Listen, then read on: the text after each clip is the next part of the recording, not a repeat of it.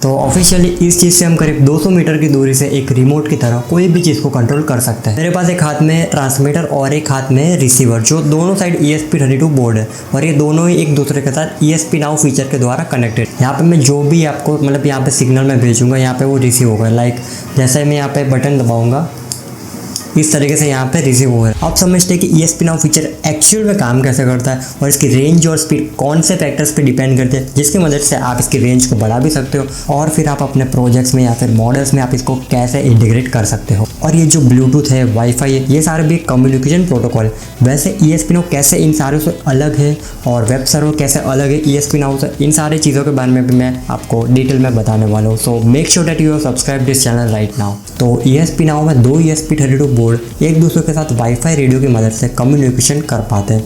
Normally हम ESP32 के wifi को जैसे यूज़ करते हैं like for making the web server, जो मैंने पिछली वीडियो में बनाया था for making the smart switch board. इसमें मैंने एक वेब सर्वर का यूज़ किया था जिसमें ESP32 पहले एक वाईफाई राउटर से कनेक्ट होगा, फिर वही वाईफाई राउटर अपने फ़ोन या फिर लैपटॉप से मेरे कनेक्ट होगा, फिर वही लैपटॉप से मैं अपने ESP32 को डायरेक्टली कंट्रोल कर सकता हूँ। ये हो गई एक मेथड। दूसरी मेथड है कि आप डायरेक्टली अपने ESP32 बोर्ड को अपने लैपटॉप से कनेक्ट कर सकते हो like by using the wifi and hotspot of the inbuilt ESP32 board. वैसे ESP नाउ की रेंज मोर देन 200 मीटर्स है, बट मैं इसकी रेंज 150 से 200 मीटर्स अप्रॉक्सीमेटली इसलिए गिन रहा हूँ क्योंकि हम मोस्टली फेक और डुप्लीकेट मॉड्यूल्स को बाय करते हैं अपने प्रोजेक्ट्स के लिए।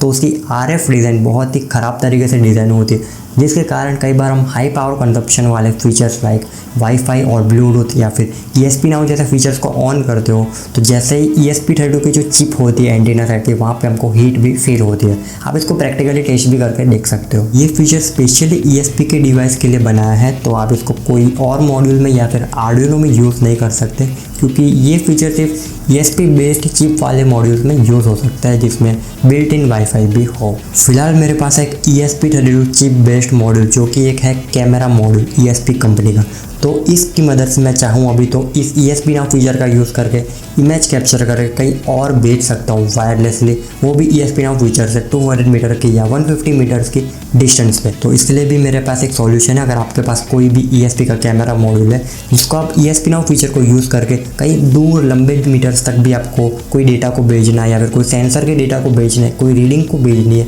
ESP नाउ फीचर को यूज़ करके, और वो क्रैश हो रहा है, रीसेट हो रहा है या भेज नहीं पा रहा, तो आप वहाँ पे कोड में ऐसी सेटिंग कर सकते हो जिससे जो ESP का कैमरा मॉड्यूल है या फिर जो भी सेंसर है वो अपने डेटा को डायरेक्टली नहीं भेजेगा, वो छोटे छोटे डेटा पैकेट्स में भेजेगा, जिससे सक्सेसफुली वहाँ पे रिसीव भी हो जाएगा और लॉन्ग रेंज की डिस्टेंस में भी आप अपने काम को कर सकते हो। अभी इस ESP नाउ फीचर को अपने प्रोजेक्ट्स या फिर मॉडल्स में यूज़ करने के लिए मैंने डिस्क्रिप्शन या फिर कमेंट सेक्शन में ऑलरेडी एक लिंक दे रखी है, जिसमें जा करके एक लिंक है ESP नाउ फीचर की जो है remote control LED light control का ESP नाउ फीचर वाली लिंक है। तो इसको आप अपने प्रोजेक्ट्स या फिर अपने सर्किट में मॉडिफाई करने के बाद आप इसको यूज़ कर सकते हो। And also make sure to subscribe the billion gear YouTube channel for more technical, electrical and electronic based videos.